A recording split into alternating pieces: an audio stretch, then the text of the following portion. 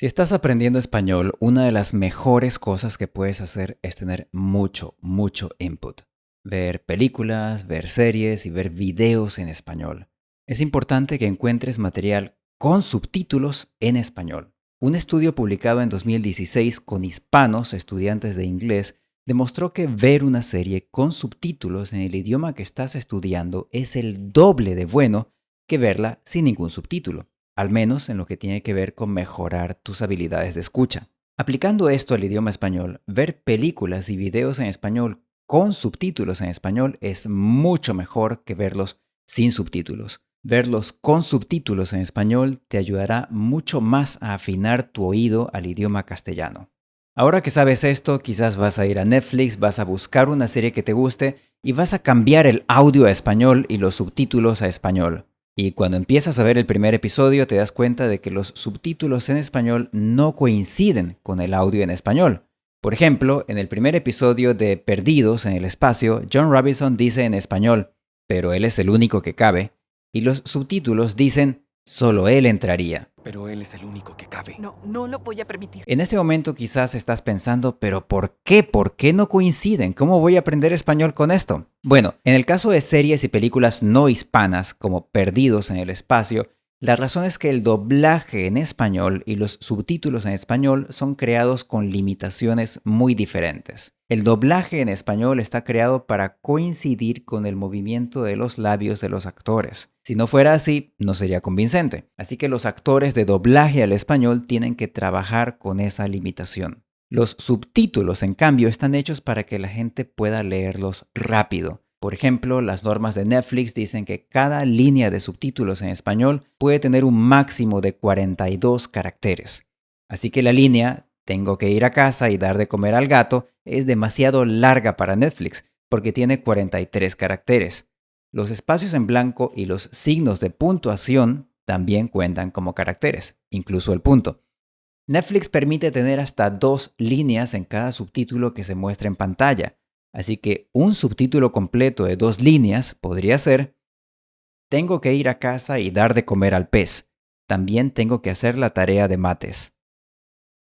Este subtítulo tiene 2 líneas de 42 caracteres cada una, así que esto es el máximo permitido por las normas de Netflix para subtítulos en español. Otra norma de Netflix es la velocidad máxima de lectura. En el caso de programas para el público en general, la velocidad de lectura en español es de 17 caracteres por segundo, y en el caso de programas para niños, la norma de Netflix es de 13 caracteres por segundo. Volviendo al ejemplo anterior, esto significa que este subtítulo tendría que estar por lo menos 4.94 segundos en pantalla, si es un programa para adultos, o 6.46 segundos en pantalla, si es un programa para niños. ¿Qué pasa si el personaje de la película habla muy rápido y dice todo esto en menos de 4 segundos? Pues entonces habrá que condensar el texto del subtítulo. Así que, aunque es posible que este subtítulo sea una fiel traducción del audio original, el subtítulo final sea: voy a dar de comer al pez y hacer la tarea. Como puedes ver, las personas que trabajan escribiendo los subtítulos en español tienen que trabajar con todas estas limitaciones, que son muy diferentes a las limitaciones para el doblaje en español. Además de todas estas limitaciones, Netflix contrata diferentes compañías de varios países para hacer los doblajes y los subtítulos. Así que es muy probable que el audio en español y los subtítulos en español hayan sido hechos por compañías diferentes. Y también es probable que los subtítulos hayan sido hechos antes que el doblaje, como pasó en el año 2020. Al inicio de la pandemia no era seguro para los actores de doblaje ir a los estudios para las grabaciones, así que Netflix presentó algunos títulos nuevos solo con subtítulos en español, sin doblaje.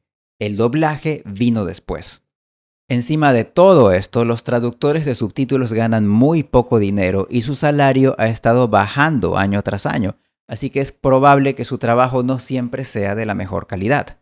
En 2017, Netflix trató de solucionar el problema de la calidad de los subtítulos creando la plataforma Hermes, que permitiría a Netflix reclutar directamente a los mejores traductores del mundo. Pero solo un año después, en 2018, Netflix cerró la plataforma Hermes y decidió que era mejor seguir usando otras compañías para la creación de subtítulos.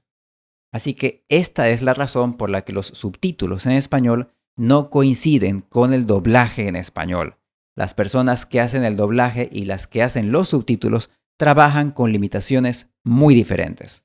Además de eso, es probable que haya diferentes compañías encargadas de hacer el doblaje y los subtítulos. Si Netflix hiciera todo este trabajo en sus propios estudios, el resultado quizás sería más consistente, pero Netflix prefiere concentrarse en su negocio principal y dejar que otras compañías hagan las traducciones. Ahora, Netflix no solo tiene películas gringas, ¿verdad? También tiene muchas series y películas que vienen de toda la hispanidad. Estas series y películas son originales en español, así que los subtítulos deberían coincidir, ¿verdad? Sí y no. Algunas películas y series de Netflix tienen subtítulos 100% exactos. Un ejemplo es el documental Perú, Tesoro Escondido. Entre picos de montañas y un río que serpentea entre sus valles. Otras películas y programas en español tienen pequeños cambios en los subtítulos. A veces estos pequeños cambios son para cambiar una palabra de cierto dialecto por una palabra más universal. Por ejemplo, en un show de comedia, una comediante chilena usó la palabra polera, pero los subtítulos dicen camiseta, porque polera es una palabra del dialecto chileno y camiseta es una palabra universal. Segundo, me lo imagino pelado, de polera roja, ¿sí? En otras ocasiones, los subtítulos quizá tratan de corregir algo que los personajes han dicho. Por ejemplo, en una serie española, una chica dijo iros, pero los subtítulos decían it, porque iros, aunque es muy común, no se considera correcto. Por mí no os quedéis, iros a tomar algo. En otros casos, los subtítulos tratan de condensar lo que los personajes están diciendo.